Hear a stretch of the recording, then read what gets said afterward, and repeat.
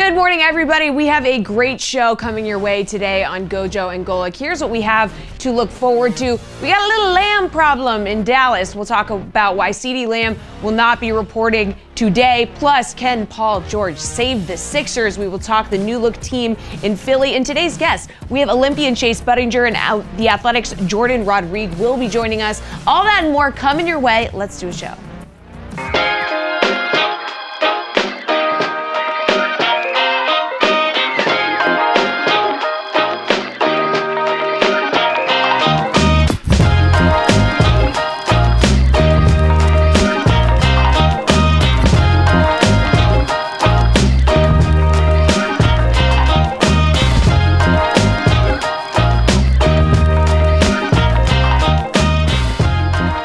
What's up, everybody? Welcome to GoJo and Golic. Mike Golic Jr., Mike Golic Sr., Jesse Cofield holding it down for us at the DraftKings studio in Boston. We got a great show for you guys. As always, make sure you download, subscribe, rate, and review us. Leave us a 5-star rating and check us out here live Monday through Friday from 8 to 10 a.m. Eastern on the DraftKings network.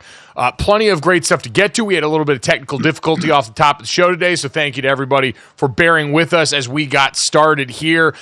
Plenty to get to, as Jesse mentioned there. We've got more words coming out of the entire USA basketball experience. Joel Embiid apparently decided to take this Summer Olympics as his personal media tour and start getting these takes off here. Have to respect it as someone in the content biz, but Dad, training camp reporting means there's a deadline, and we know deadlines drive results in the NFL, and that has been money coming out for a lot of folks around the National Football League as of yesterday. You had Tyson Campbell, the Jaguars cornerback, getting paid big time. Christian Darrisaw, the Vikings pass protector, getting a big payday. You had adjustments for Amari Cooper. Jourdan Rodrigue will join us to talk about what went on with Matthew Stafford yesterday at the umpteenth hour, managing to get a deal done so that the star quarterback of what could be one of the best offenses in the league gets into camp on time.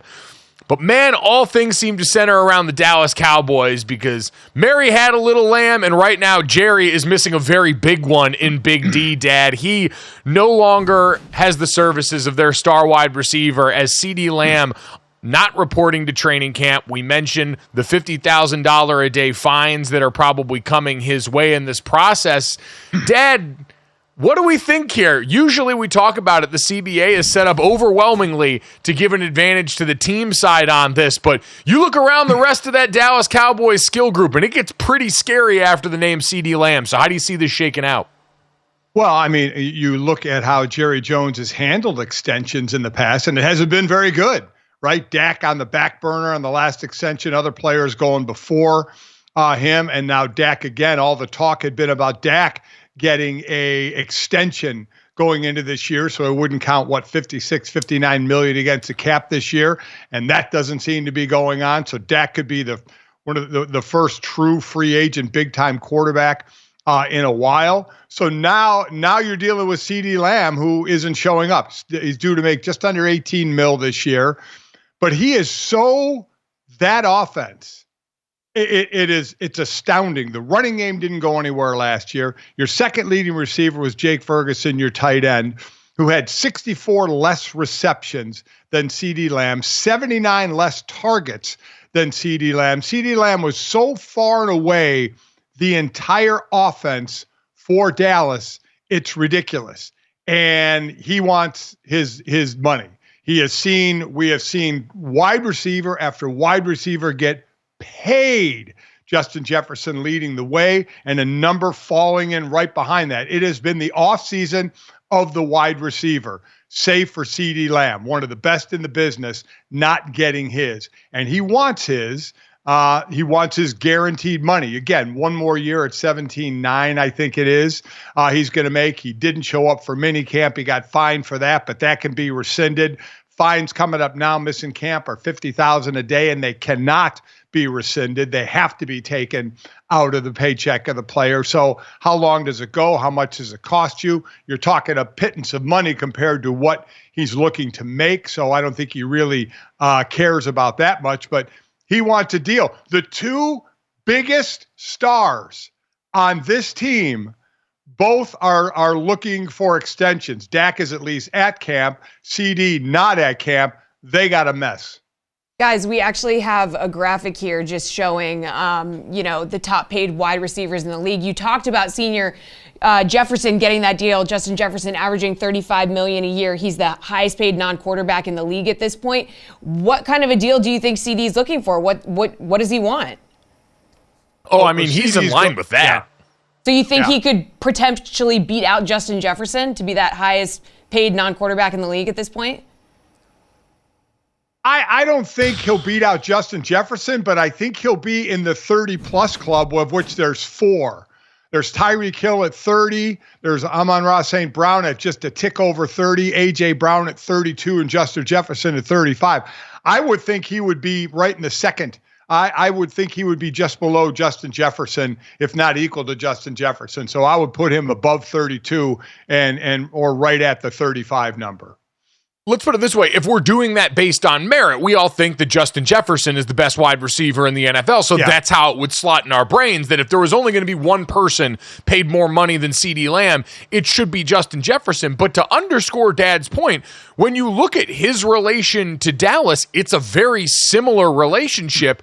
And honestly, you could argue that the Minnesota Vikings have considerably more weapons than the Dallas Cowboys at this point. To Dad's point, Terrence Ferguson was the second leading receiver in almost every meaningful category outside of touchdown receptions on the Dallas Cowboys. CeeDee Lamb was 100 targets ahead of the next closest Cowboys wide receiver in Brandon Cooks. CeeDee Lamb was targeted 181 times to Brandon Cooks 81 times. He had almost 1,000 more yards than Brandon Cooks did on the season. Actually, almost 1,000 more yards than Jake Ferguson. It was 1,000 more than the nearest pass catcher, and 708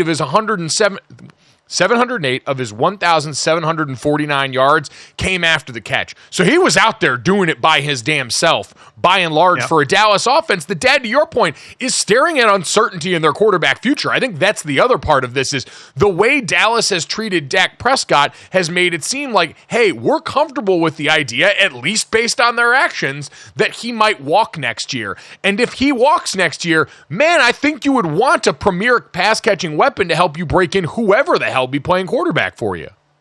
Without a doubt. And they have no running game, right? They brought Zeke Elliott back. They got Rico Dowdle listed as the backup, Deuce Vaughn as well. They don't have a running attack. They have zero running attack. Zeke Elliott is not the Zeke Elliott of old. So they are relying on the pass, and they were relying on one guy. Mike, I don't know when I've seen one guy dominate offensive statistics so much outside of the quarterback, of who is going to, you go from feast in San Francisco, where you have a bevy of players that can help you, to famine in Dallas, where you basically had one. I mean, it's ridiculous. So, and again, if you're going to take care of CeeDee Lamb, you're doing it at the expense of not taking care of your quarterback again.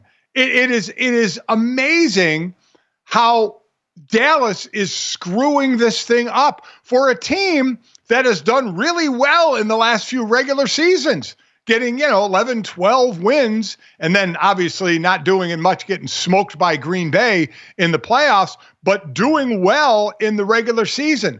But I said it earlier, and I'll say it again. I think this team is going to regress this year. It's a chance for the Eagles, if they can take advantage of the situation, to overtake the Cowboys, because the Cowboys are a freaking mess right now. They just are.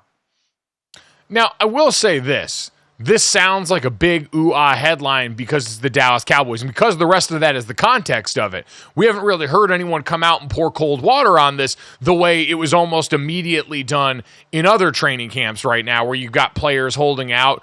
Jordan Love and the Green Bay Packers, for example, where they look at that, and the Green Bay Packers and Brian Gutekunst and company came out and said, yeah, we understand why. We believe this deal is going to get done very soon. We haven't really heard much of that same soothsaying in Dallas, even though this one's going to get done.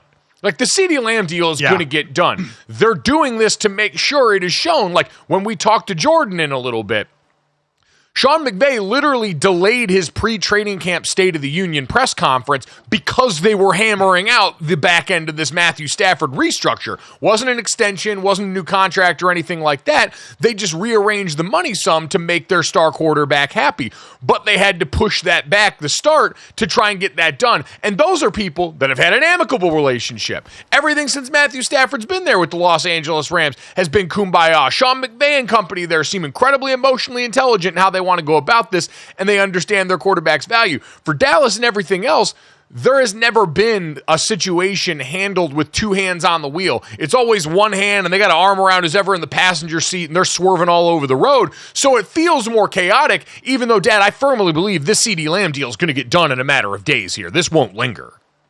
I hope it's a matter of days, because then the thing you worry about the longer it goes is a position like wide receiver where your bursts, your cutting, your torquing is you get that soft tissue injury by the longer you're out. That's always my worry of somebody missing some of camp. Now, I agree with you. If this gets done in a matter of a couple days, nothing is lost. Then we go back to Dak Prescott. Does he get taken care of? I still think with CeeDee Lamb, they're a team that has all their eggs in that basket. I still think they're in for a regression year. But a lot's going to go on how long it takes to get done, how long CeeDee is not practicing and getting it at game speed, or at least type of game practice. If it's only a few days, no worry. If it gets to be a couple of weeks, then I start to worry a little bit. Yeah, as chaotic as the Dallas Cowboys have been, I cannot see them letting the most obvious contract on their roster. Like, you could argue some complications on the Dak Prescott front, just because, again, we've gotten to a strange place in the quarterback contract kingdom where as long as you're within a certain range, you're getting paid a ton of money. Dak Prescott is well above that range in my mind, and I think the minds of most, especially coming off the season that he had last year. This seems to be, again, I can't help but read it this way, a window into how the Dallas front office actually feels about their current roster. That, again, outside of CeeDee Lamb and Dak Prescott, the way we talked about, man, there isn't a lot to be excited about. And there's another bet on the offensive line that they're going to nail the left tackle job the way they did last year with Tyler Smith, drafting Tyler Guyton, and a bunch of what-ifs that could make it understandably a question in their mind. But, man, I didn't imagine I would see it manifest like this. So again, in a sea of contracts coming out yesterday for a bunch of deserving young people who have helped change their life and their families' lives for generations potentially, CeeDee Lamb, Dak Prescott still hanging out here, wondering what's really good for the future of the Dallas Cowboys. We'll always have plenty more time for Cowboys talk, but coming up next, let's look elsewhere in the NFC East. Dad obviously mentioned Philadelphia could be a big beneficiary of all this Cowboys chaos as they have addressed a bunch of needs over the offseason, including at running back. The New York Giants Hard Knocks continues to give us a window into the soul of that team. We'll take a look at one of the biggest running back movement sequences this offseason and words from the man himself next here on GoJo and Golic.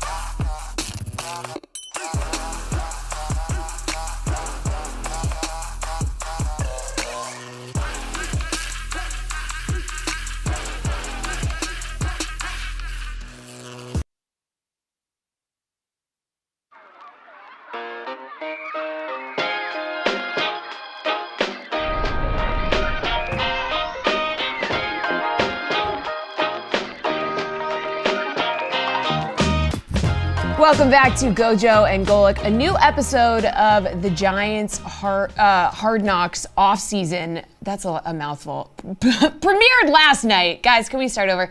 Anyway, so episode drops last night. A well-documented moment in this series has been the decision to let Saquon walk, right? So friend of the program, Diana Rossini, has a new pod out, Scoop City, and she was able to catch up with Saquon and talk about how him leaving was portrayed on the show.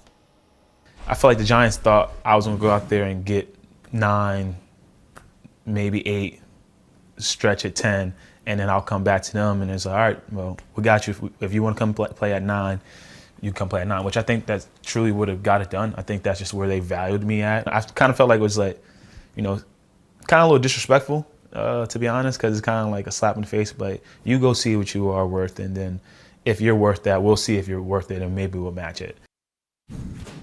Senior, you've been hate watching this show because you said you really didn't want to watch it. You've been hate watching it. God bless, we've all been there. You got to admit that the Giants front office has not been portrayed well this season. In this case, no. I know I have. I said I wouldn't watch it. I flipped it on one night and I thought, oh, this is pretty good, kind of the inner workings of the offseason, from the management standpoint. And God help me, I liked it. Now, they did get a few offensive linemen. They got Brian Burns, so they pulled off, some of the things, their need positions. They certainly, I thought, did pretty well there. But as far as Saquon Barkley, I agree with Saquon. Now, once that phone call by Shane was made to Barkley's agent and then to Saquon saying, we think the right thing to do is to let you go out and get they were trying to make it sound like they were doing Saquon a favor by going out and getting, go ahead and go get an offer and then we'll talk about it. It wasn't we'll match it. It was we'll talk about it. They were going to try and get him for a discount. Saquon had said he wanted to be a Giant, and I agree with Saquon. The Giants thought a deal would come in at maybe 9 or 10 mil, and the Giants could match that, and he may go back to the Giants. But when it was up 12 and a half, 13 mil, all of a sudden it was time. They weren't going to match that. They were going to try and get him on a hometown discount, and Saquon kind of felt that coming. And I believe Saquon truly was worried for a little bit because the running back market has not been great. So I truly believe he was wondering what kind of deals he was going to get. And he said he was getting pretty legitimate deals. And the one from Philly, certainly. Now, the one from Philly was a little bit more than what the Giants thought they could do to get him. 12.5 mil a year for 3 years, 25 mil guaranteed. With Philadelphia, it was just a tick above that. And the Giants weren't going to go there. And Saquon kind of knew if he got a legit offer that the Giants were going to go there, and that's exactly what happened. Yeah, I mean, listen, the feelings of disrespect are understandable when you're in the business of your body and for any of us, but unfortunately, Dad, in a lot of instances outside of the obvious cases where, hey, you've got a young homegrown talent, you want to make them feel the love because they've been great for you and you want to keep them around for a long time. We know the market dynamics around running backs, and that makes you a little bit more like the rest of us. And for the vast majority of the NFL playing population, for people in our line of work, that's kind of how it goes where, hey, unless you can prove overwhelmingly, and Saquon Barkley, I think, had to an extent. I'm surprised we got to this point because of the way that the Saquon Barkley and Daniel Jones deals both aged for this team. Meaning it looked like when you went back and reversed it, a lot of people would have been more comfortable had you signed Saquon for a bit more money than maybe the Daniel Jones contract the way it's aged so far. Some people, including the Giants brass, which we'll get to from this episode. But Dad, for Saquon, he found out how the other half lives because it's, hey, we're not going to bid against ourselves to try and pay you a bunch more money if we believe we're only getting so much out of that position based on some of the injury stuff and also based on familiarity. Sometimes that makes you a little bit too uncomfortable, and it took a team coming in from the outside in the division like the Eagles, which we know is want to happen. One of the oldest tropes in football is, hey, some guy's really good against us, or we see a guy's ability against us. We'd like to have him on that team. That's been a viable free agent strategy for the Cincinnati Bengals for years. And so all of those things contextually put Saquon in the spot where, yeah, I'd feel disrespected too if I was in his position, even if there's some understandable forces at play for this. John Mara, the owner of the Giants, said, "I'll have a tough time sleeping if Saquon goes to Philadelphia." Well, you could have rested comfortably if you paid him, right? That was up to you guys. That was your choice. So yeah, Saquon chose Philly because you chose to not, get up there with the offer. And think about it: if a running back hits, I know we're going to get to the quarterback part with the Giants, but Mike, if a running back hits for a team, that's a pittance, 12.5, 13 mil. I mean, that's nothing compared to what they're paying a Brian Burns or defensive ends or wide receivers or quarterbacks. I mean, they're basically the lowest paid. And if they hit, I mean, it's going to be phenomenal for Philadelphia if he hits at this price. The problem is, I think context always matters, and I don't know if the Giants and their offensive line especially were going to be in a position to have Saquon Barkley hit in the way that now he's capable of in Philadelphia. Because you're absolutely right, Dan. High end, these guys don't cost you much. Now, they don't impact the game at the same level, usually, as a defensive end, as a wide receiver in this current market, or as a quarterback, so you understand the market value of those things. But I'm with you. I just think the Giants, maybe part of this is also an understanding, hey, we're just not in a place up front to go out there and maximize our dollar at the running back position. So you've got that on one side, which is more Saquon face of the franchise kind of guy. He had been your top 5 draft pick, all these things that we knew about him. The Daniel Jones portion of events on Hard Knocks here has been fascinating, Dad. We know the conversations that we saw go on Hard Knocks concerning some of the other quarterbacks in the NFL draft coming out this year, where you had Brian Daboll and company and the Giants brass talking about some of these first-round quarterbacks. Take a listen. This is incredible. It's sports talk radio they had. Would you trade up for May? If you got a guy you believe in, I think you go up and get him. We did invest in Daniel. Hopefully he's healthy. The O-line's a little bit better. What we're missing is a number 1 receiver to really help Daniel, but you're going to miss out on that. Now maybe we could get one at 47. So basically in the last, 3 years of the draft, 1, 2, 3, 4, 5 out of the 8 quarterbacks are on different teams. Or you could have the 2020 class and be Burrow, Tua, Herbert, Jordan Love. Just like so if you weren't watching that video, Brian Daboll is just like us, where he thought, hey, I think I know what draft class it is, but I know there's cameras in here and my boss is in here, so I want to make sure I nail this down and sound smart, so I'm going to Google it real quick while everybody else is talking. And sure enough, he pulled that off. Incredibly compelling theater. And Dad, an incredible window into what always goes on. It's interesting for the Giants because we know teams are constantly trying to replace you with better, faster, younger. And the Giants made it abundantly clear. There were a couple quarterbacks in this class. They were absolutely online with trading up and trying to go get with New England at number 3 in the draft. And now Daniel Jones knows all of this. And you kind of know it. When you're sitting in the building, you usually have an idea. There's usually some context clues. But man, seeing it spelled out like this is another level to it. It's why you usually like that bit of separation of church and state, that bit of plausible deniability if you're the organization. Because now when you walk down there, Brian Daboll and everyone else got to look at Daniel and know good and damn well the guy that you just paid pseudo-franchise money 2 years ago, you were actively trying to replace heading into this year, creating a hell of a crucible for the Giants' 24 season. Well, I mean, the one thing they can say is, hey, we got to protect ourselves because of your injuries, and you could kind of lean on that. And does it help you when you're talking to the player you're trying to replace? No. It doesn't, but you have to find an out, and you have to find something to say. You can't just walk by, smile and nod and keep moving on. Play again, and you're right. Players usually know what's going on inside a locker room. You see a lot of writing on the wall, and let's be honest, Daniel Jones, if he were honest with himself, I mean, has he been the guy? I mean, has he been the guy to think, oh yeah, I got all this money, now you gave me all this money, so the thought is that you should ride with me? But his play has been great. His play has been good. His play has been bad. His play has kind of been all over the place. I don't even know about great. It's never really been spectacular in my mind. Now, he also doesn't have a ton of weapons either. So interesting scenario there.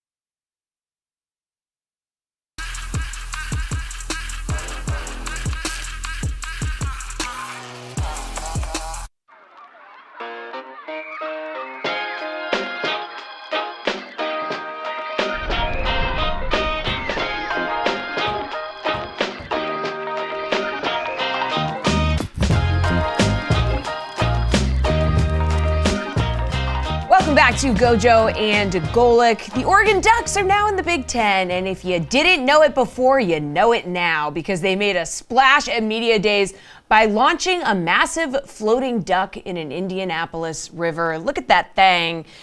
That stare will haunt my nightmares.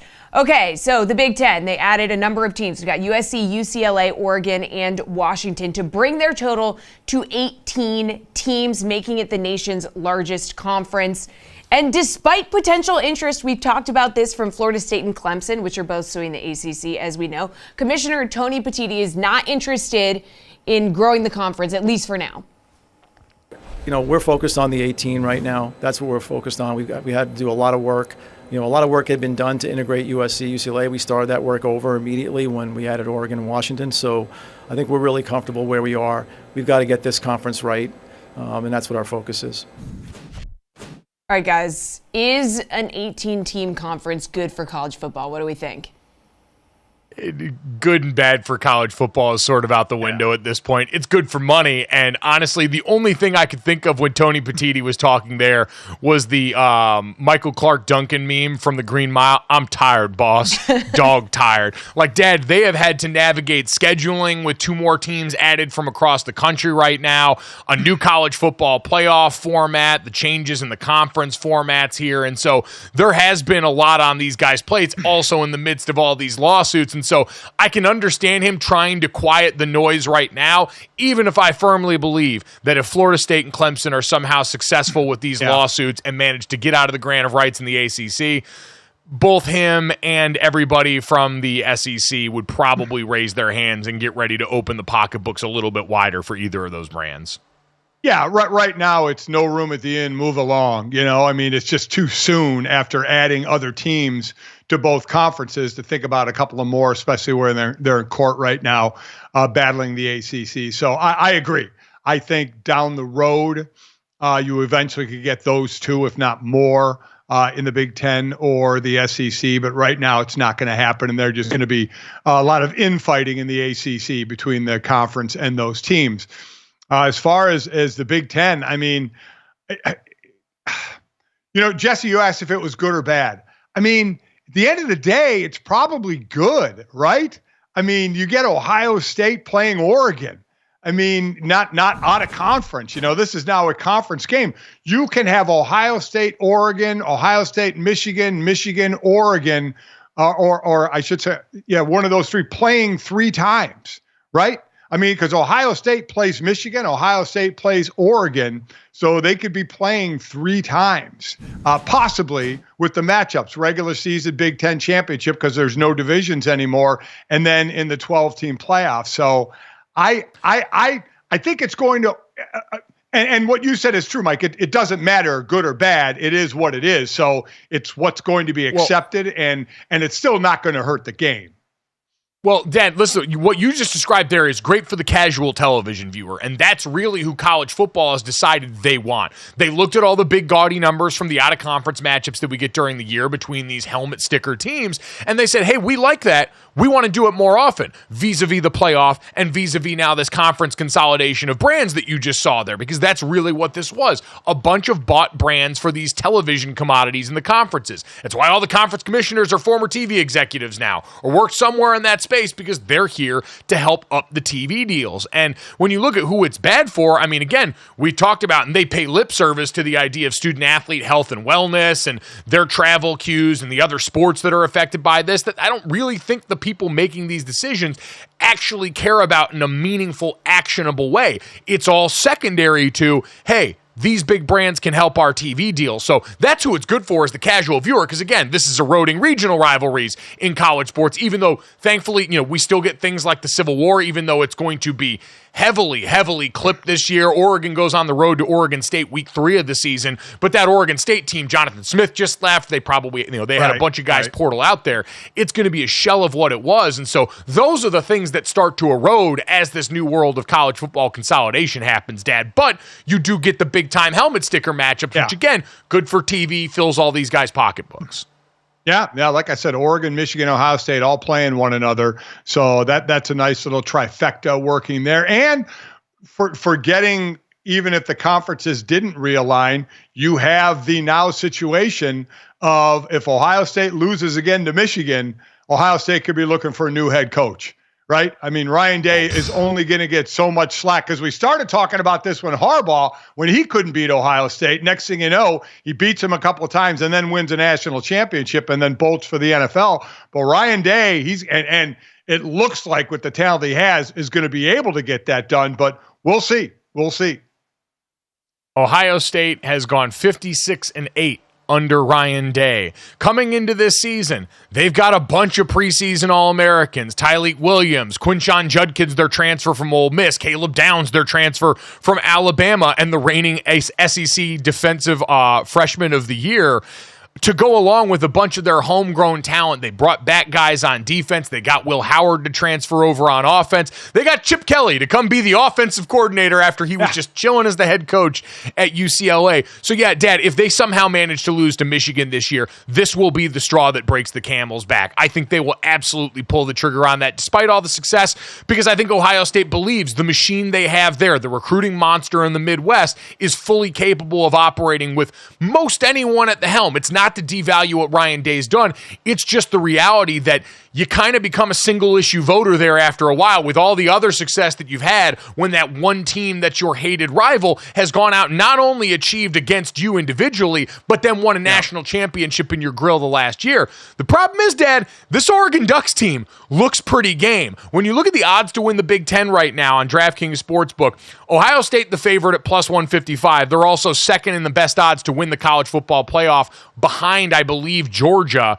But then you look at the rest of the Big Ten. Oregon plus 215 to win the Big Ten. Penn State plus 500. Michigan plus 600. And then there's a massive drop-off. USC's at like plus 2,200 to win the Big Ten this year. So people really, odds makers, see it as a four-team race right now. And for Ohio State, Oregon coming in year one is going to be your biggest challenger. Dan Lanning has built up the war chest around that team. You look, according to 24/7, they had the second best transfer portal class behind Ole Miss, and that includes their quarterback, Dylan Gabriel, that we just heard yesterday rave reviews from Marcus Harper, their offensive lineman. That team's deep along the trenches in all the ways you want. Like, they're going to be able to come in, Dad, and year one, if Will Howard doesn't hit, and all of a sudden you have something closer to what we saw last year in Columbus as opposed to what we've seen in years prior, could creak the door open for a bit for an Oregon team that's been building. Yeah, and you look at Ohio State's beginning of their schedule. They have their quote-unquote preseason games all squared away, Akron, Western Michigan, Marshall. But then they do. You mentioned the odds to win. The next three after Ohio State plays them all. They play Oregon, they play Iowa, they play Michigan. So they play all the teams that are supposedly, near the top of winning that conference. So they're going to be tested with these.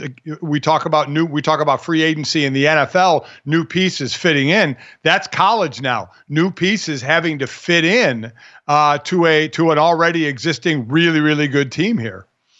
Yeah, it's going to be fascinating for the Ducks going into this. You mentioned Ohio State's schedule, Oregon's schedule. They avoid playing Penn State and Iowa this season. And make no mistake, Iowa, for all the jokes that we make, defense is going to be live again. If they get anything out of their offense all of a sudden now as they move post Brian Ferentz in that phase, that's going to be a team that has a chance to play in the Big Ten title, potentially the way we've seen, even if it's divisionless now. So you avoid those two, and big one here, Oregon hosts Ohio State this year. So that game between those two teams in Autzen, it's a little bit less serious because, like you said, there's a 12-team playoff. The 5 highest-ranked conference champions are going to make the playoff. Then you get the 7 at-large bid. So there's a chance both make it, and that depth for both has a chance to shine through. But this is an exciting year for the Big Ten. But make no mistake about it, Ryan Day's job, I think, is firmly on the line going into not the Oregon game, but that game against that team up north in Michigan who's had their number and who,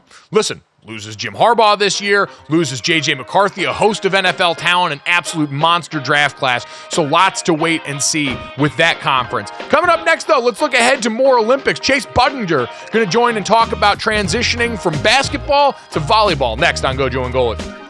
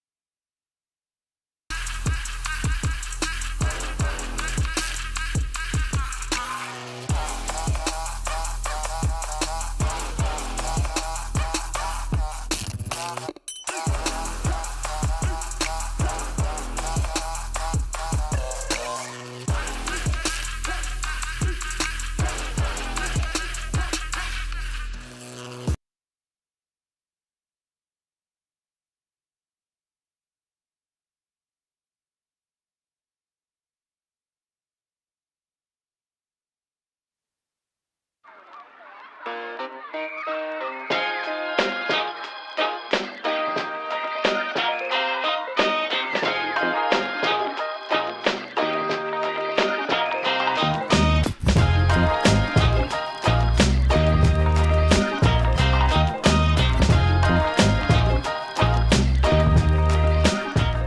right, very excited as we have the march towards the Paris Olympic Games here to welcome in a guy with a unique distinction heading into this Olympics. Chase Budinger, kind enough to join us now, the former NBA forward, becoming the first person to have played in the NBA and gone and competed in the Olympics here in beach volleyball. So, Chase, good morning. Congratulations. How you doing, man? Thank you. Thanks for having me. Feeling great. Feeling great, guys. Oh, I bet you are. I mean, I to be that good in two sports, to play professionally in both and be in the Olympics in one of them as well. Take us back to, because you were a great high school basketball player, obviously, but you were also the National Volleyball Player of the Year. Your older sister and older brother play volleyball as well. And you ended up going to Arizona, which didn't have a volleyball team, when you had offers to play basketball and volleyball at like USC and UCLA. So what was the determining factor there to just completely push away volleyball? To be honest, I fell in love with the school, and then also fell in love with Lute Olson. And because of that, I really wanted to play for him. And then also I really wanted to kind of focus on just one sport and see how far basketball could take me. And that was a huge factor in my decision-making, where I wanted to see how far of a career I could have in basketball and really just go for it and not have to think about another sport as well. So those two are probably the biggest two factors for going to Arizona and then also leaving volleyball behind. And so you get ready to pick it back up. I know you said it had always been a dream of yours to do this post playing basketball. I'm curious, when you're playing both at the same time, obviously both of them involve a lot of jumping, so there's that similarity, but how much does one help the other going either way when you're competing at both simultaneously as a young player? Yeah, I think it really helped me out. You create this athleticism that you get from volleyball. The footwork, jumping off of 2 feet, quick jumps. You have to, learn vision playing volleyball. So that really just helped translate it into my basketball game. And I remember one summer where I played a lot more volleyball in the summertime. Played on the national team, USA teams, a lot of club stuff. And I came back to basketball late in the summer, and I swear my vertical jump increased 12 inches. And I was able to dunk with ease and jumping off of 2 feet, 1 foot. And it became super easy and natural for me. While before then, I could probably just barely dunk at the time. Both of us are football players. Both of us are linemen. And occasionally we would train in sand, and then we'd throw up and then get off the sand and go train somewhere else.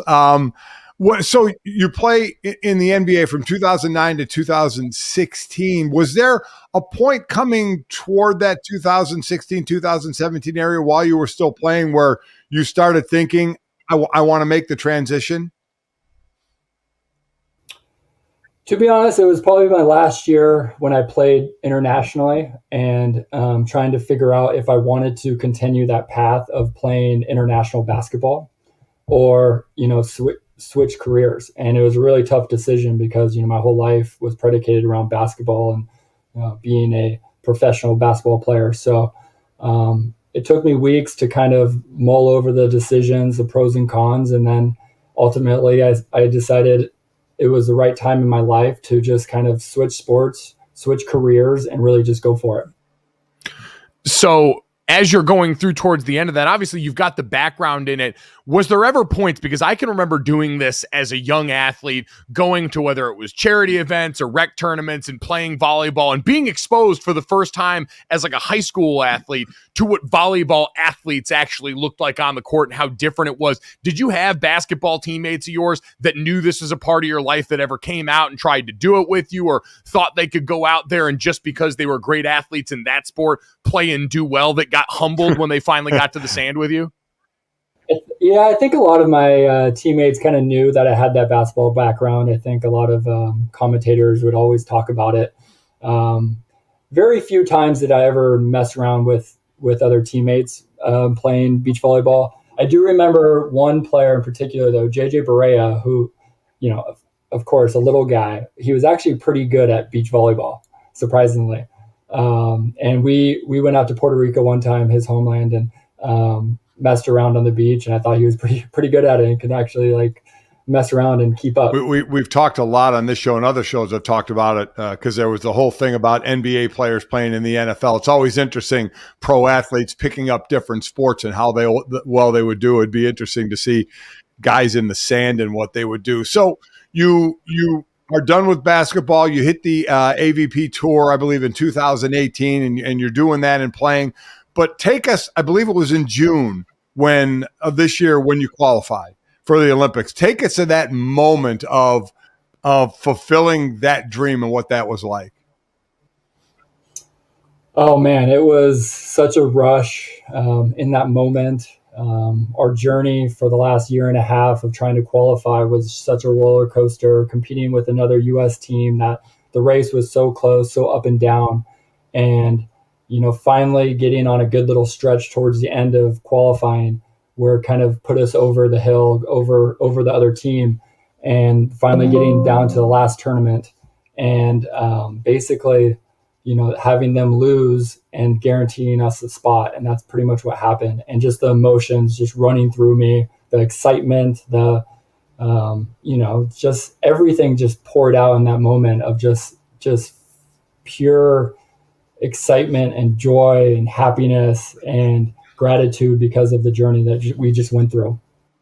I can't even imagine. Obviously, you know so much of that from having lived another whole separate dream in your life, but the Olympics only being once every 4 years, all that scarcity, it has to make for such a unique moment. One of my other favorite moments that always gets talked about, and our friends over at the Knuckleheads podcast always ask NBA guys and basketball players what their welcome to the NBA moment was, that first guy that really humbled them when they got to that level. Is there a welcome to volleyball moment at the highest level that you can remember too? Is something like that pop? Oh, definitely. It was my first international tournament where we were supposed to play a mediocre team to kind of like first get my feel for the game, but that team had to forfeit. So we literally got thrown into the next match and played the world champions, #1 seed in the tournament, thrown right into the fire, like very first international tournament. And I remember them just kicking our butts and being like, man, these guys are so darn good. They're so consistent. They don't make any mistakes. And it kind of just showed me like, okay, well, this is the level I have to get at. And I was not there at the time. near that.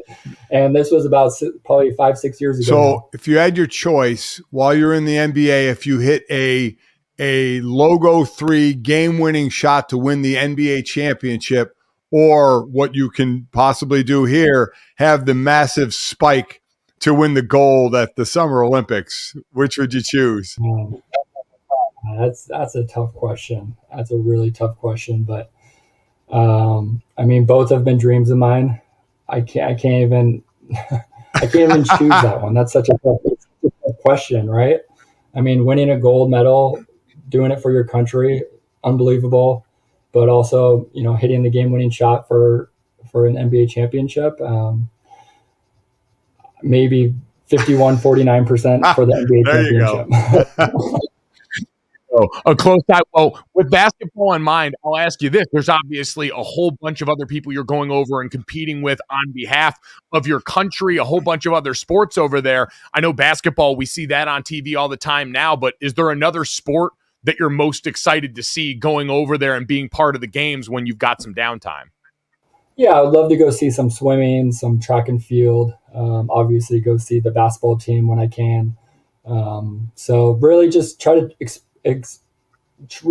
enjoy the experience and the whole Olympic atmosphere and whatnot. And hopefully there'll be time for me to go explore and see other events, and you know, so I'm not too focused on just the task at hand, which is volleyball. Safe travels and best of luck. Good luck. Can't wait.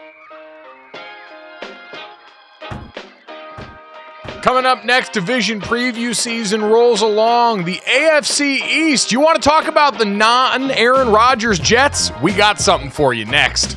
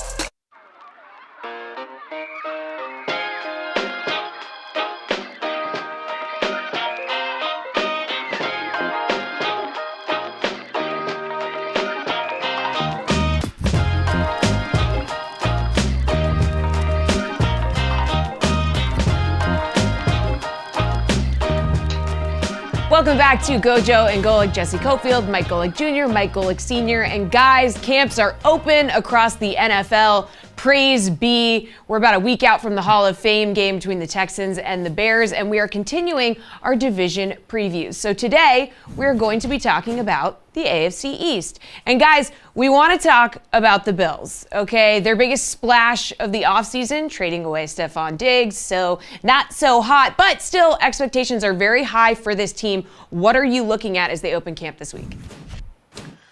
Yeah, Dad, considering the AFC East is fascinating right now, you look at DraftKings, the odds to win the division, a nice cluster with the Bills at plus 170, the Jets at plus 190, the Dolphins at plus 200, and then the Patriots at plus 2,500. So a very separate conversation we're going to have about them as we entertain this division. But Buffalo walking in, Dad, I think rightly as the favorite to win this division. If you ask me to pick it today, I'm still picking the Bills to go and get this done because of the growth that we saw the second half of last season when they made the change at offensive coordinator, when the offense made a decided shift towards being a team that operates primarily on the ground. So I don't remember if you got to call any Bills games last year or not. For anyone unaware, my dad calls a Sunday Night Football package for Westwood One on the radio for the NFL. But based on what you saw, the tale of two seasons for Buffalo last year, how confident are you that they're going to be able to come in with an offense now with no Stephon Diggs, this piece that helped unlock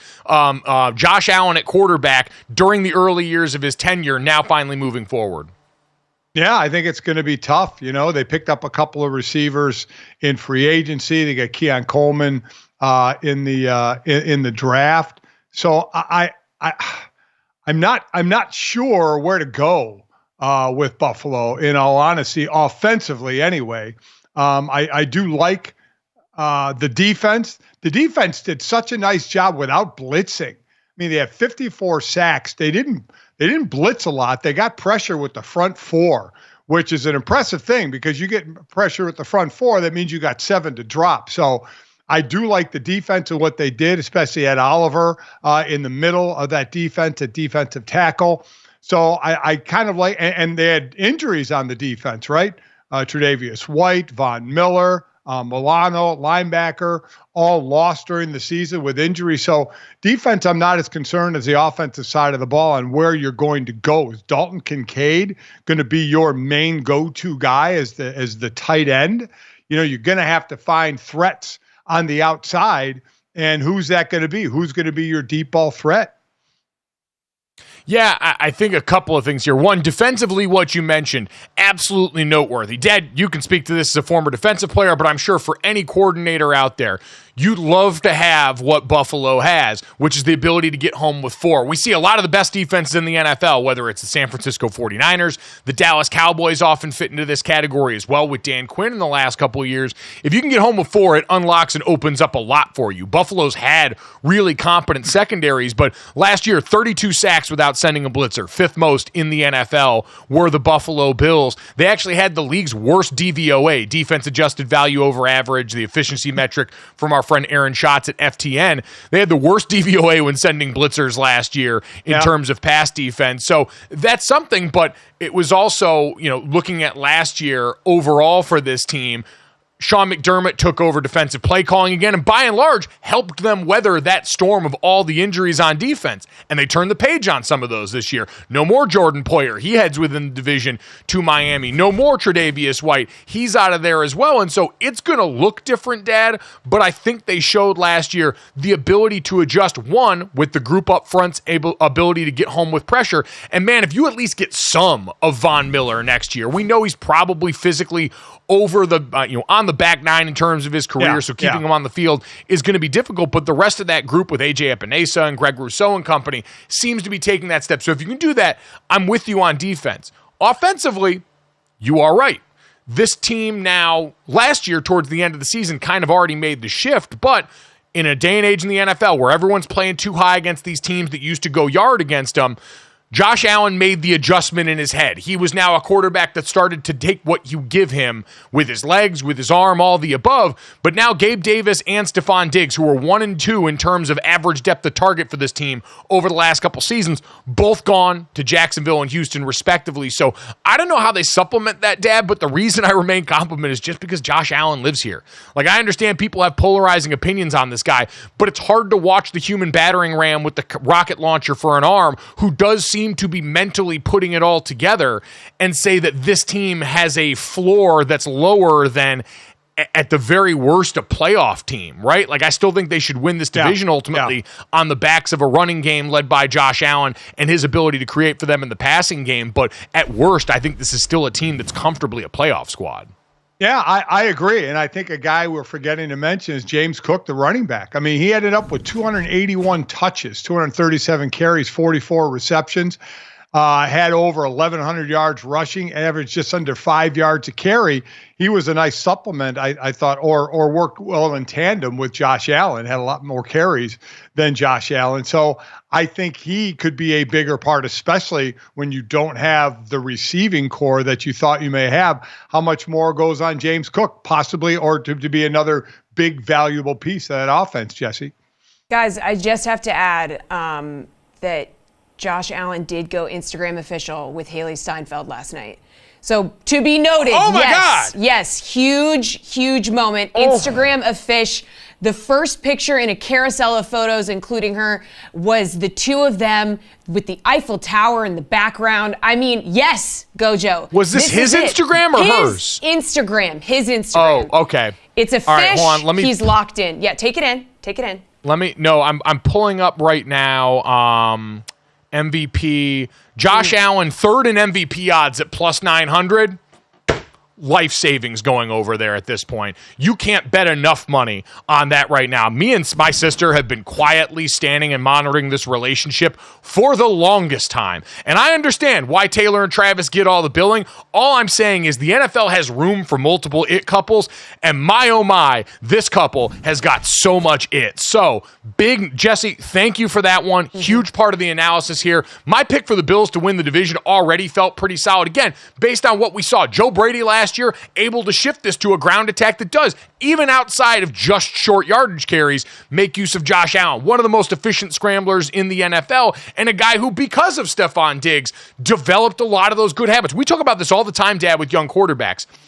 the ability to develop good habits in a healthy environment while you're a young player pays such dividends for how you then can proceed as a veteran when more is asked of you, when all of a sudden you pay these guys big money and they've got to spread the rock around. Stephon Diggs got open early for Josh Allen, helped take attention away from other receivers so that he would have more space to throw there, and helped turn Josh Allen into a more accurate thrower, this holy grail of NFL development we don't usually see.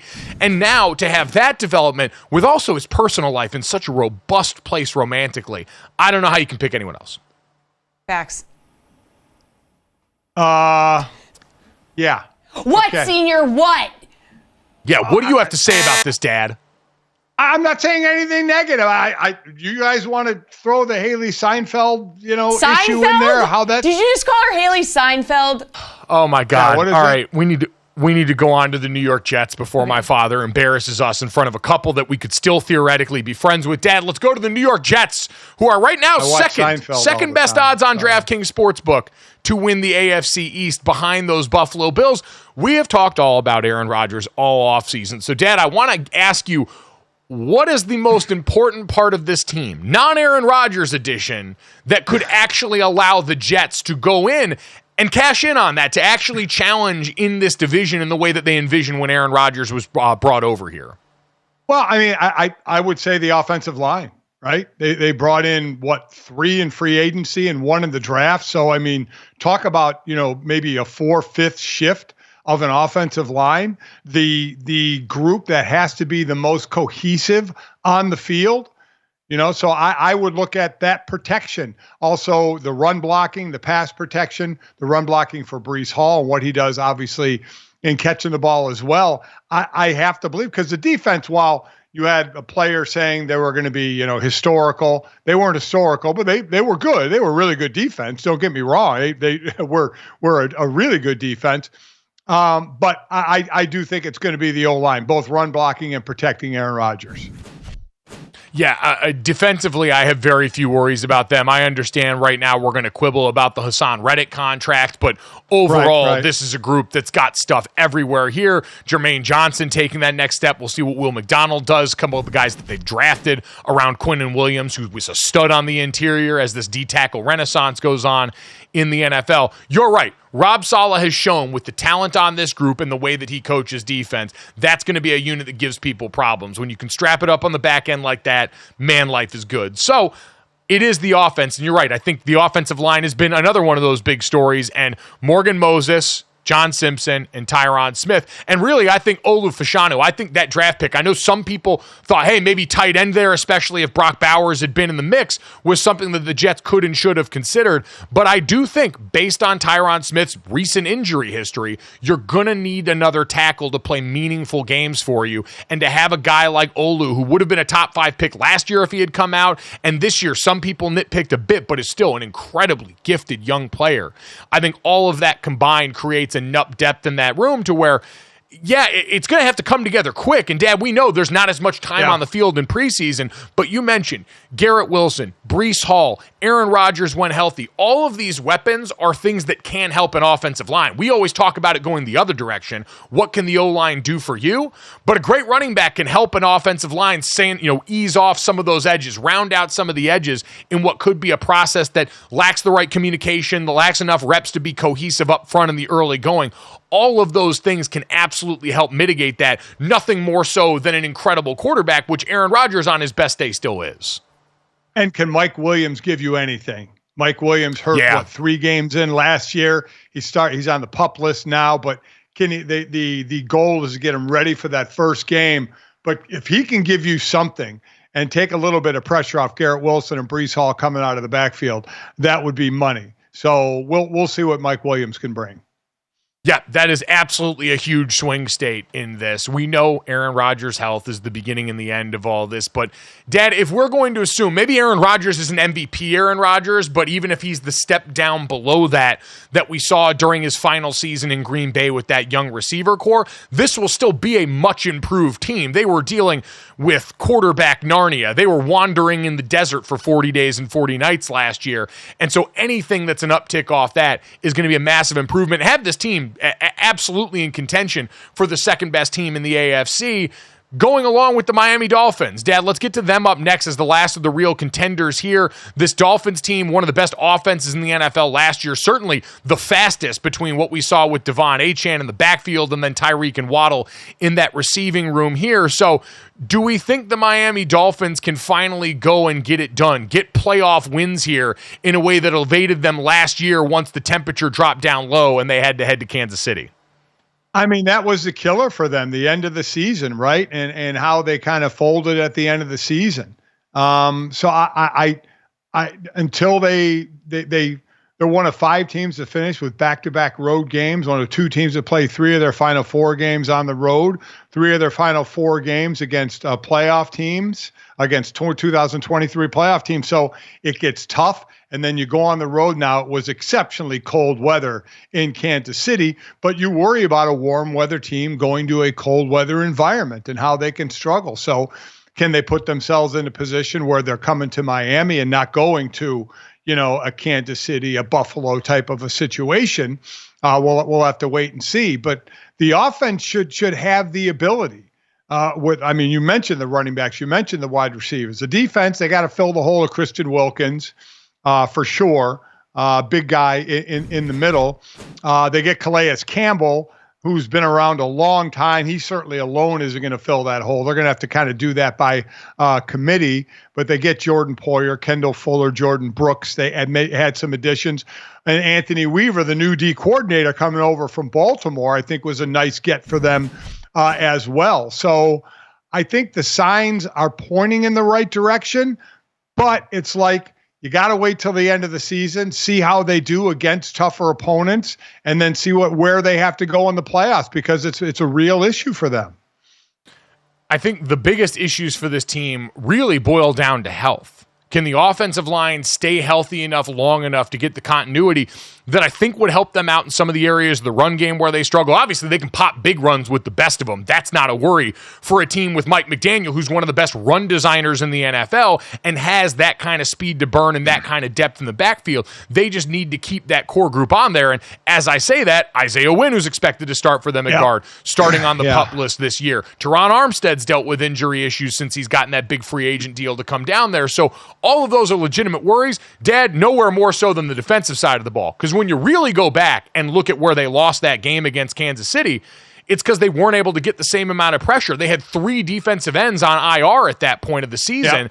Walking into this year, Jalen Phillips starting the season on the PUP list. Bradley Chubb starting the season on the PUP list. Linebacker David Long starting the season on the PUP list.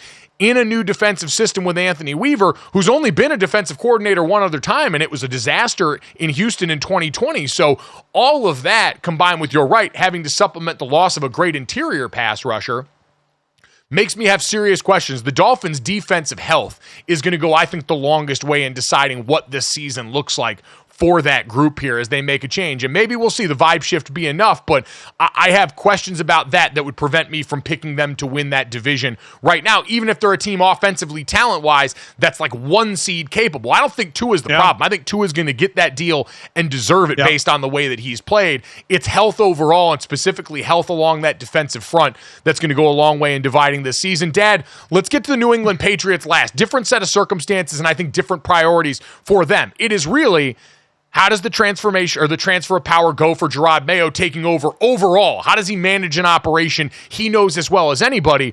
And then can you create a hospitable environment for Drake May, your rookie 3rd overall pick at quarterback? Dad, how do you think the Patriots can do checking both of those boxes? I mean, who's he going to throw the ball to? I think Jacoby Brissett will start the season, but it's just a matter of time before Drake May. Again, we don't see how he is in practice and meetings, how quickly he's picking it up before you feel comfortable in putting him out there. I would imagine as soon as he is comfortable enough, you'll see him out there, because you might as well start the clock on him. But, I mean, who are you throwing to? I mean, where are you going? Throwing the ball, running the ball. I mean, I don't see any weapons for him. Unlike Caleb Williams, another rookie wide receiver who's got all kinds of weapons, New England doesn't have any weapons for him to have. New England will have the defense that they have, versatile, not one guy standing, though Jourdan, though, is a hell of a player but guys with versatility on that defense, a normal New England defense we're going to see. But offensively, I mean, man, I don't know where the points are going to come from. It's a situation that when we say it out loud on paper and when I was reading about it yesterday, offensively sounds eerily similar to what Bryce Young walked into last year, right? There was some optimism around the offensive line. Carolina returned all 5 starters from the season before last year. New England returns 4 of their 5 starters. There's going to be a little competition at left tackle, but everybody else is back from an offensive line that wasn't terrible, gave up 48 sacks last year, which you don't love necessarily. It was 10th most in the NFL, but it wasn't an abject disaster. There's some hope for optimism there that could be easily undone. And then the receiving core, you mentioned, Jalen Polk, really the only meaningful addition when you look at the guys that they brought over in the draft. Outside of that, you're looking at Demario Douglas, Kendrick Bourne, Juju Smith-Schuster, Kayshon Boutte. Like, there's not a ton of optimism in guys that can get open. Even Jalen Polk is not necessarily a receiver that excels at getting open. He's great at contested catches. He's tough as hell mixing it up as a blocker. So those things worry me. Having the Jacoby Brissett golden parachute in all of this and having him and Alex Van Pelt have a relationship. He's got a relationship in New England. I think that can help make this better than that. And the New England defense as a backstop, I think, provided that Gerard Mayo, listen, I don't want to discount Bill Belichick and his history on that side of the ball, but Gerard Mayo cut from that same cloth. This group, Christian Gonzalez coming back, Matthew Jourdan coming back, Barmore gets the deal, Duggar gets the deal in the secondary. That should be a scary group again for everybody and keep that side of the ball status quo while they wait to develop Drake May. Defense keep you in games. Offense led early on by Jacoby Brissett, safe player. They're not going to blow anybody out. They're going to eke out wins if they can eke them out. And then, you, as you said, you just wait for Drake May to be comfortable and ready to take over the reins and then go through your growing pains. Yep, exactly. The AFC East, a fascinating cornucopia there. Coming up next, though, let's head back to Team USA by way of Philadelphia. Can Paul George save the day for the Sixers? Next.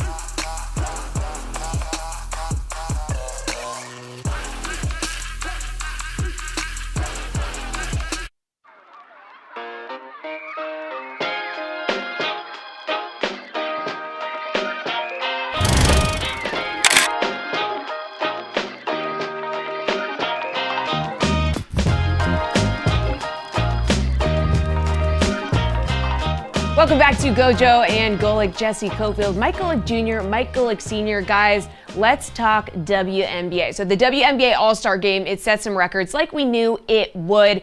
3.4 million viewers for that game. Amazing. The previous record was set in 2003, okay? It was 1.4 million viewers, and viewership was up 300% from last season. That's amazing. It's the WNBA's most watched telecast since 1997, which was their opening weekend.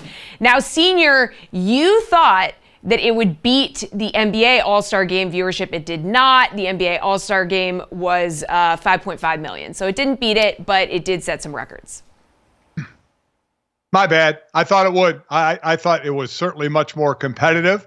I thought it would beat the men. It didn't, but still setting all kind of records for the women's game, just growing and growing. Well, I love that we work in an industry where when we get things wrong, we can just say, my bad, and move on from it there because it's that list. It's a beautiful thing. And Dad, you're right. What I will say, because I wasn't with you guys Monday to react to this, that was the most competitive All-Star game we've seen in any sport, right? Yep. Like Major League Baseball's All-Star game, I'd say was pretty enjoyable there. We had a couple in the matchups I know we were really looking forward to, but just by structure alone, that WNBA All-Star game, having the WNBA squad against Team USA, where, quite honestly, I know they lost, Team USA still looked like a really clean basketball outfit. Like, you saw the depth of the W on full display, the individual greatness, a lot of the players on the WNBA or All-Star roster that were mostly really young outside of Nneka Ogwumike. So I thought everyone could kind of walk away feeling good about that, even if Diana Taurasi and Team USA probably would rather have still notched the W on that. Yeah, like I said, the last time they did this in 21, they lost to the WNBA All-Stars as well. But they'll go on. They'll win the gold. They have the two, Asia Wilson and Brianna Stewart are complete studs, as well as others on that team. They're incredible. But you know, the as we talked about, you know, when you had missed us because you were sleeping on Minneapolis airport floor, is the fact that you had WNBA All-Stars who felt they should have been on the team, like Arike Ngumuale felt she should have been on the team and playing to show that she felt like they should be on the team, or playing to show the next Olympics that some of these young players will, in fact, be on this Olympic team. Yeah, pretty spicy that Arike took her name out of the player pool for contention, because she was just like, you know, apparently maybe some stuff going on behind the scenes. She felt it was a little bit political, so she took her name out. But she showed out during that game, and I mean, like you said, Senior, kind of proved she definitely should have been in contention for a spot.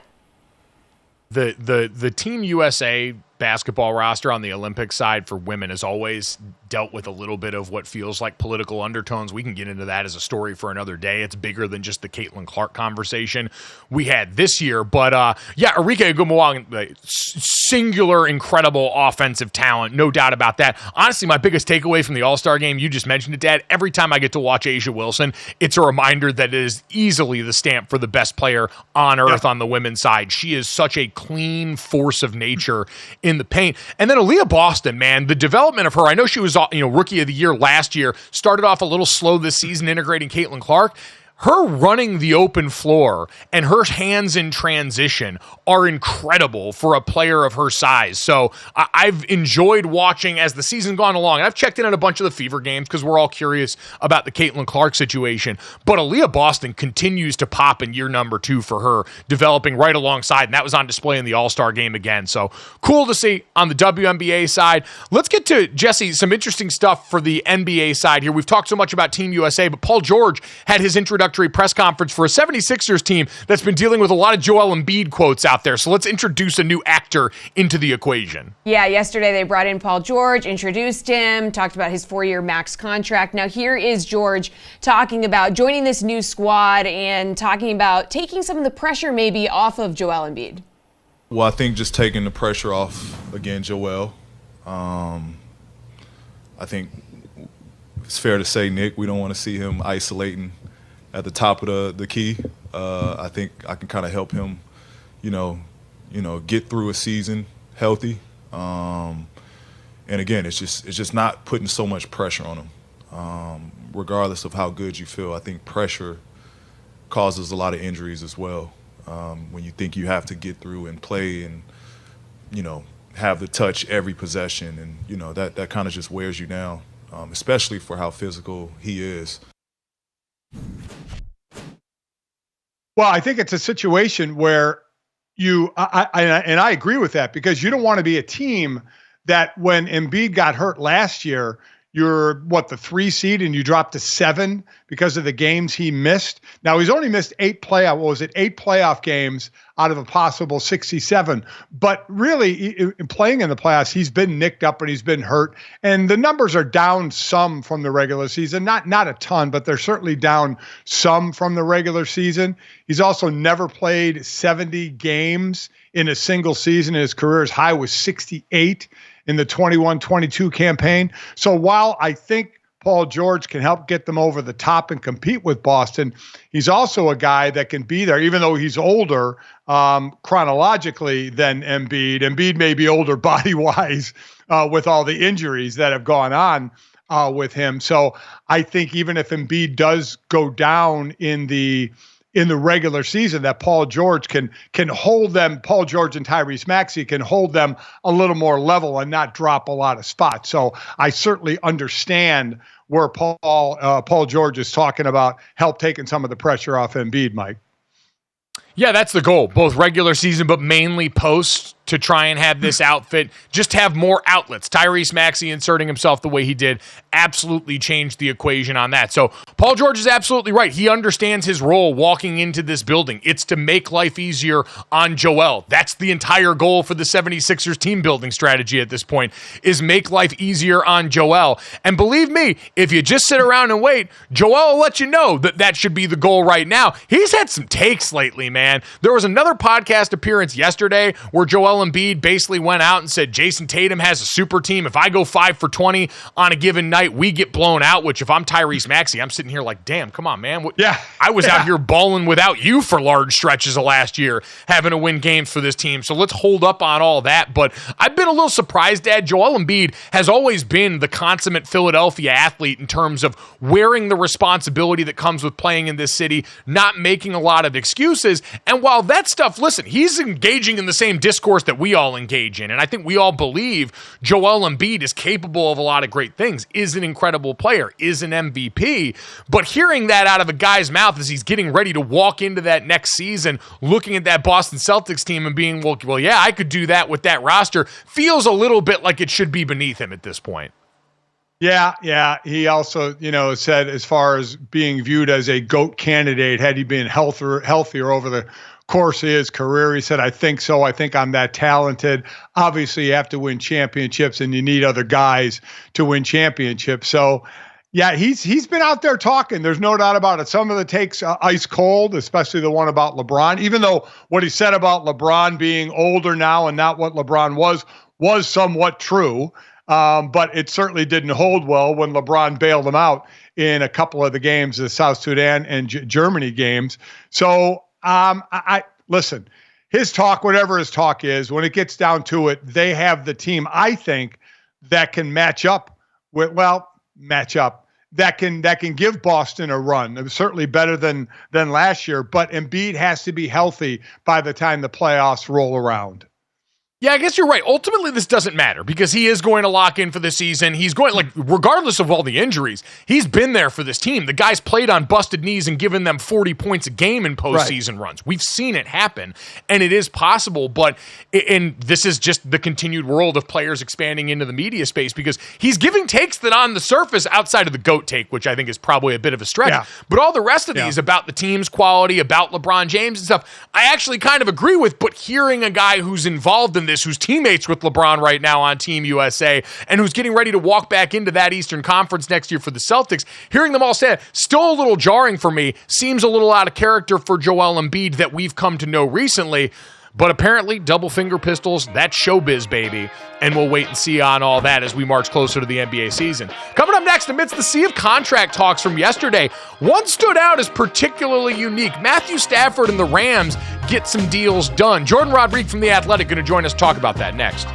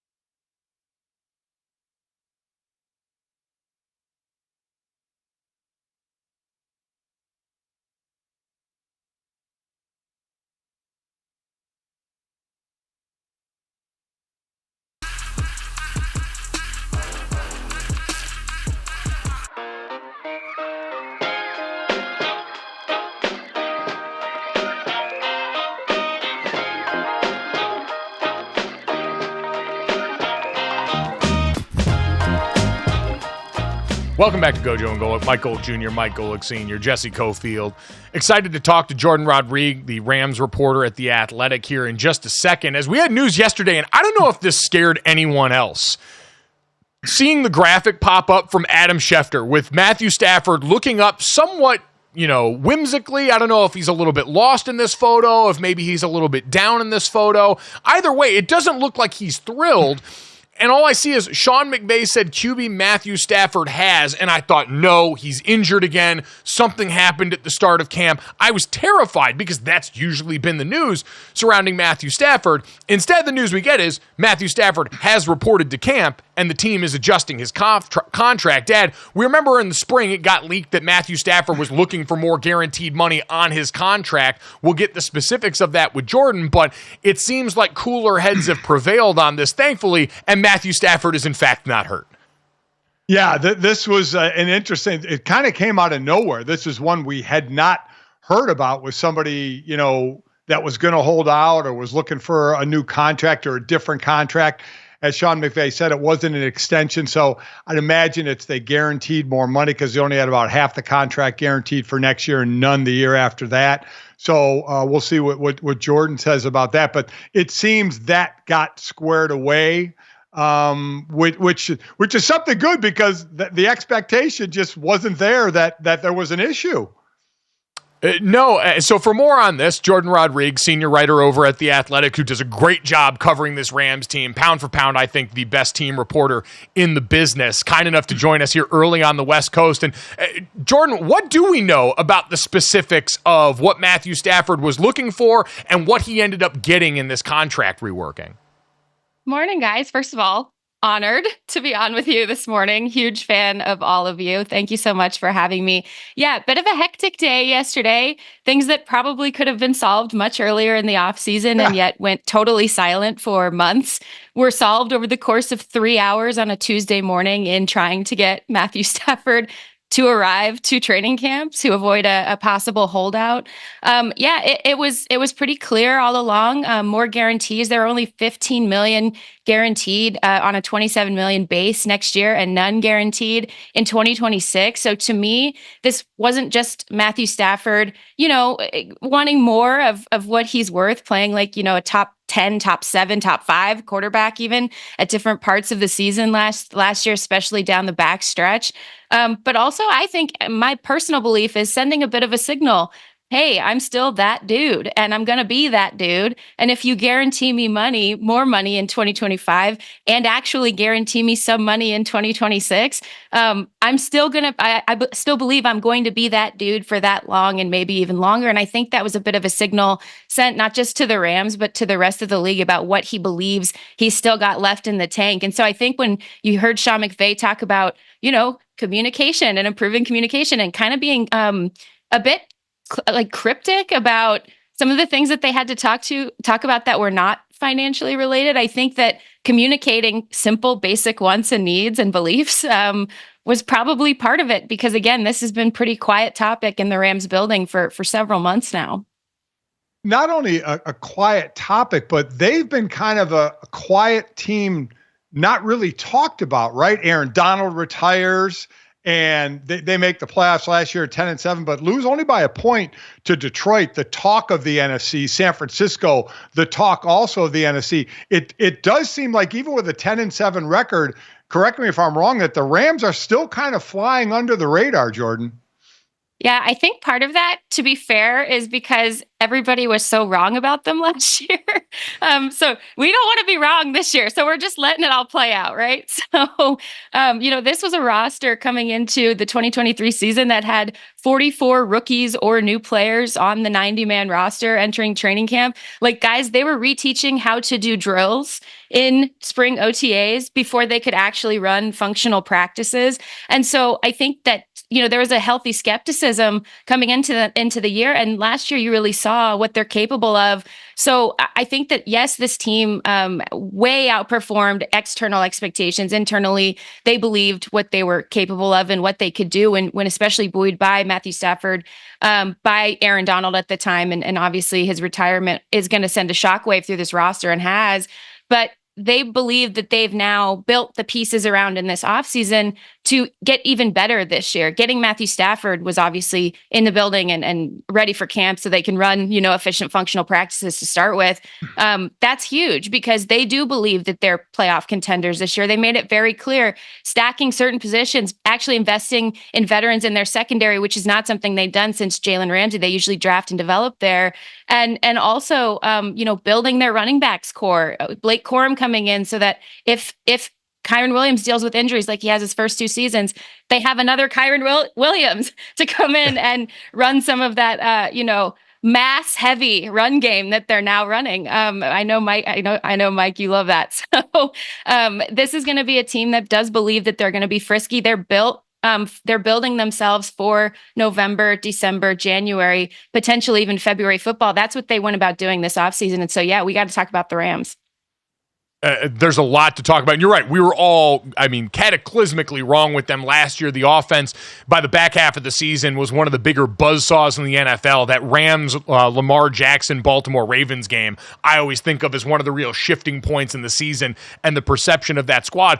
With all the newness that you just mentioned there between some of the young players on offense, the position moving there, or the youth on defense trying to go out there and replace Aaron Donald, is there a player or two that you're most excited to watch during this camp that you think is going to go the furthest in deciding what this looks like for the Rams in 24?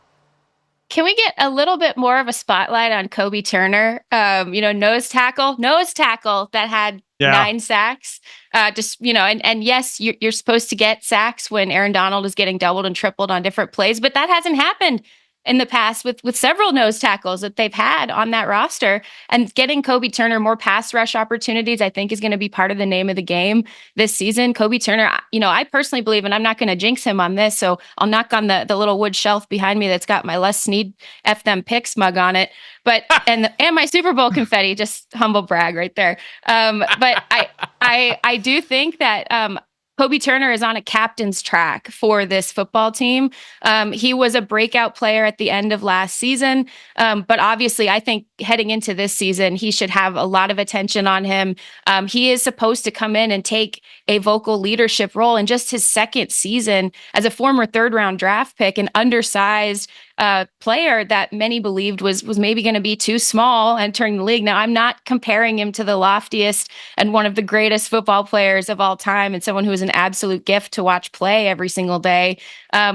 But Kobe Turner has a very, very high ceiling in this league. And I think he's only going to continue to get better, and he's going to be a really core leader on this team. And on the other side of the ball, really excited to see what they do with, DeMarcus Robinson, the veteran coming in as a wide receiver 3, had a really good rapport with Matthew Stafford in the back stretch of the season, combined with Puka Nacua, combined with a healthy Cooper Kupp. That's going to be really fun to watch this year. Yeah, that sure is. And you talk about Kobe Turner and what he's done. He's only 25, but now with Braden Fisk and Jared Verse, he's the old man of the group. These young guys have got to be able to step up, or Turner may get more attention than he really wants from the opposing offensive lines. Yeah, and I got to tell you guys, last season, walking into practice every day, again, 44 rookies, a lot of people born after the year 2000 on that roster. I have never felt more ancient in my life. I'm not an old woman. I've never felt more ancient in my life walking into that team every single day. This year feels a little bit better. They've supplemented with some veterans in the secondary. But yeah, this is going to be really fun. Braden Fisk and Jared Verse, they are the Moneyball meme. We can try to replace him in the aggregate. The Rams scouting department, they specifically identified defensive line, outside linebacker tandems through a very crucial part of their scouting process. And the things that they saw Braden Fisk and Jared Verse do together, specifically the chemistry they had while at Florida State. I wrote about this in my series, Finding Rams. As someone who was interred with the scouting department over the last year, they really wanted to identify and bridge that chemistry gap, because they understood there's no replacing Aaron Donald. There just isn't. But you need to have that infusion of chemistry immediately when you're rebuilding your entire pass rush. Yep. It's incredible stuff. This is what you get when you check out Jourdan's great reporting. Jourdan, thank you so much. We appreciate your time, friend. Enjoy training camp as much as you can.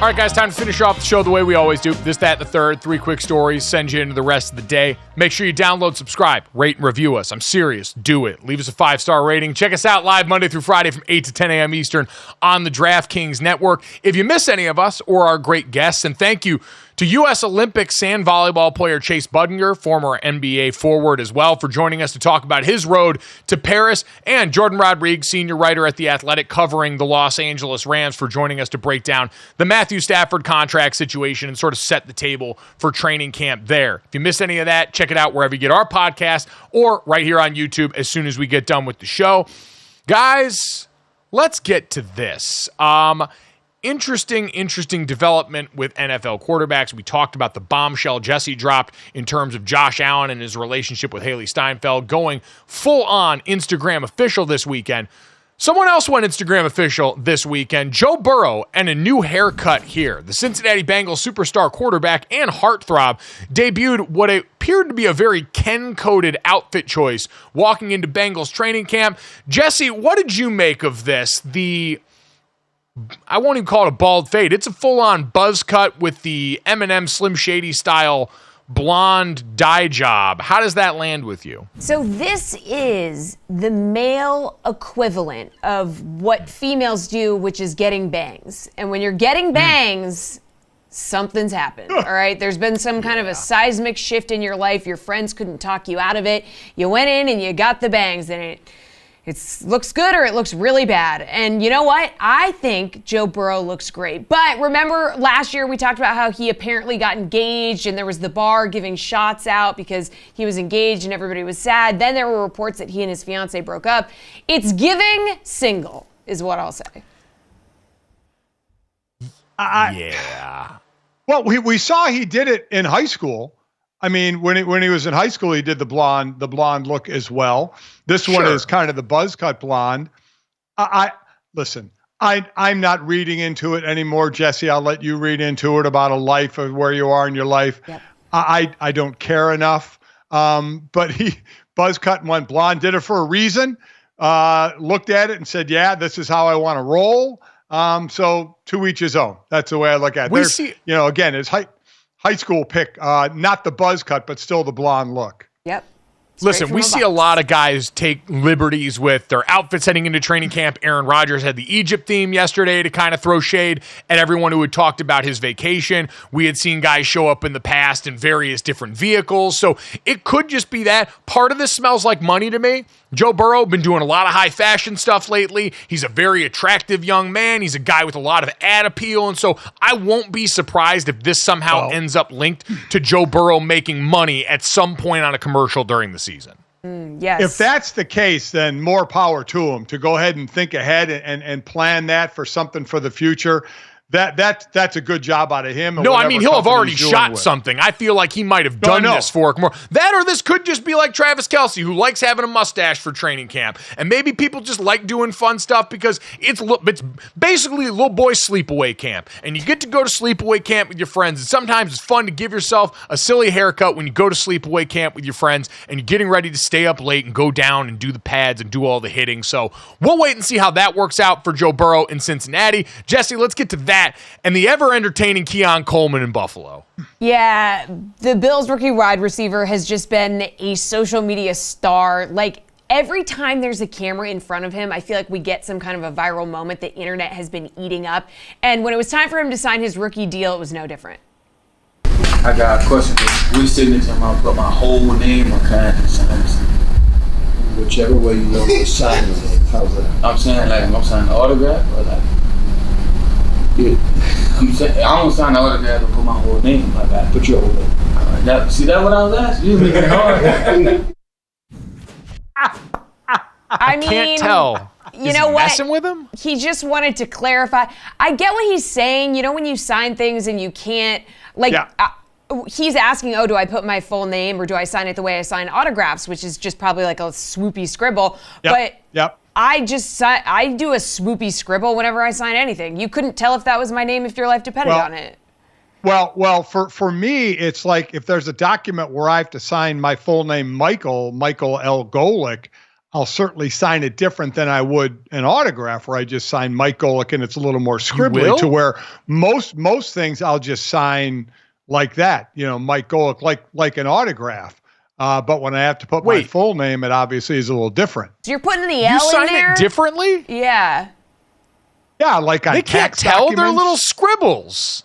You can't tell. You could put Daffy Duck on there, and no one would like, know. I don't know if you guys do this at the checkout counters now with the digital cash register when you put your card in there and sometimes it needs the signature that you draw with your finger.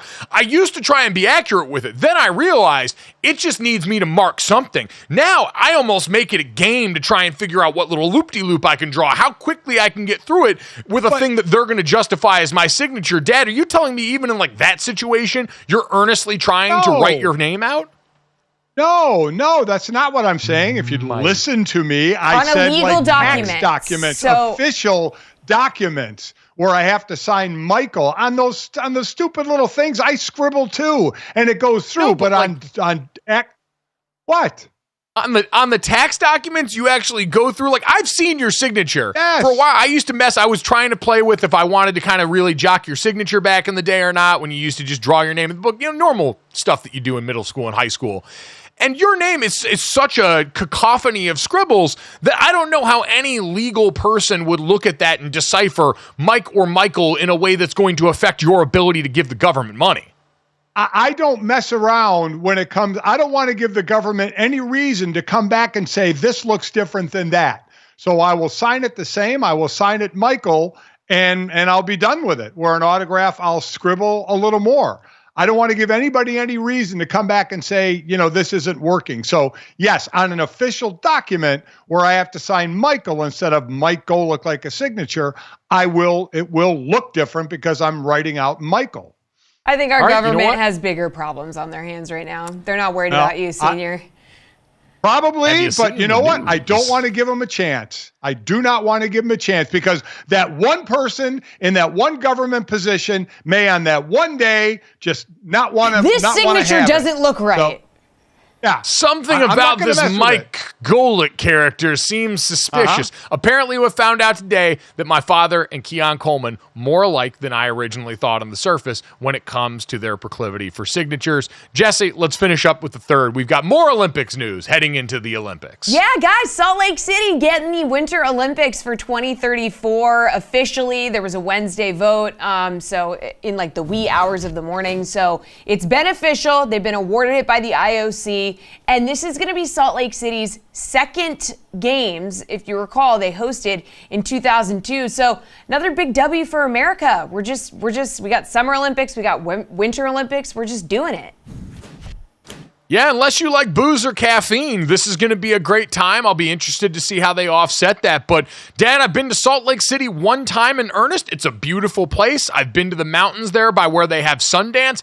Gorgeous, especially in the winter. The scenes are going to be illustrious. So, congratulations to Salt Lake City. I don't really have much for them other than, they've obviously got a big season coming up with the Utah Utes as well, heading to the Big 12. They're the early favorite right now. You can get them at a good number on DraftKings Sportsbook. Nice.